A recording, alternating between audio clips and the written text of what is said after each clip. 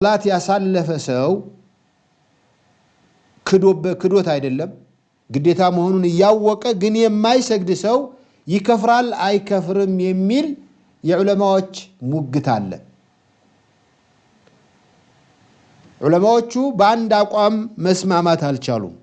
አቡ ሐኒፋ ትላልቅ ወንጀሎች ከሚባሉት አንዱ ነው፣ ግን መቀጫው መታሰር ነው ያለበት፣ እድሜ ይፍታህ መታሰር ነው ያለበት እንጂ በፍጹም ሌላ እርምጃ ሊወሰድበት አይገባም። ምክንያቱም ሸሃደተይን ተናግሯል ይላሉ። እስከ መቼ ነው የሚታሰረው? እስከሚሞት ወይም እስከሚሰግድ ድረስ። ይሄ አቡ ሐኒፋ አቋም ነው። ሻፊዒ መጡና ደግሞ የለም በስርም አይለቀቅም፣ ይገደል፣ አንገቱ ይቆረጥ፣ ባይሆን ከፍሯል አንለውም አሉ። ኢማሙ ሻፊዒ ከአቡ ሐኒፋ ትንሽ ከበድ ያለ ነገር ነው የተናገሩት ማለት ነው።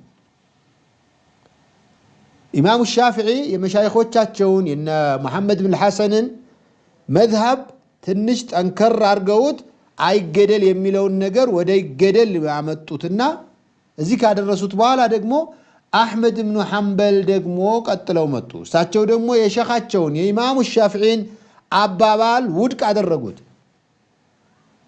ምን አይገደል አይደለም ያሉት፣ ይገደል፣ ሲገደል ግን ከፍሮ ነው ይላሉ። ከፍሯል ነው። አሕመድ ብን ሐንበል ሁለት ሪዋያ አላቸው፣ ሌሎችም ሌላ ሪዋያ አላቸው። አሁን ተራውን የምንይዘው የተለዩበትን ነው። አሕመድ ብን ሐንበል አርጀሑ ሪዋያቲሂ ታሪኩ ሰላት ይከፍራል፣ ሚስቱም ትፈታለች፣ ሙስሊም መቃብር አይቀበርም፣ የሙስሊም ገንዘብ አይወርስም፣ ሙስሊም ቤተሰቡም አይወርሰውም ወደሚለው ነው የሄዱት። ለምን? በግልጽ አይደል እንዴ? አልዓህዱ አለዚ በይነና ወበይነሁም ሰላህ ፈመን ተረከሃ ፈቀድ ከፈር። በእኛና በእነሱ መካከል ያለው መለያ ሶላት ነው። ሶላትን የተወ በግልጽ አውጆ ከፍሯል ብለው የነብዩ ሰለላሁ ዐለይሂ ወሰለም ነው የሚሉት። ታሪክ ሶላት አይከፍርም የሚለውን ነገር የተርጂህ ያደረጉ ብዙ ዑለማዎች አሉ። ይከፍራል የሚለውንም ተርጂህ ያደረጉ ብዙ ዑለማዎች አሉ። ከነዚህ መካከል ሼክ መሐመድ ብን ሷሊህ አልዑሰይሚን አንዱ ናቸው። ይከፍራል ወደሚለው ከሄዱ ሰዎች ማለት ነው። እና አዲስ አይደለም። ሌላው ወንድማችን ያነሱት በዝሙት የተወለደ ልጅ አባት የለውም የሚለው ነገር አባትየው ካመነና ከተቀበለው ለምንድነው ተቀባይነት የሌለው? ፊል ሐቂቃ ይሄ መስአላ በጣም ከባድ ነው። ብዙዎችን እንትን ብሏል፣ አነጋግሯል።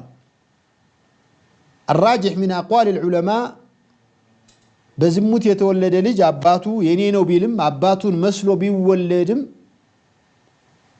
የሱ ነው አይባልም።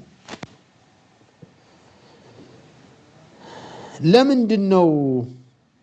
ኢዕቲራፍ ካደረገበት ካመነበት ከተቀበለው የሚል አላልም ወይ?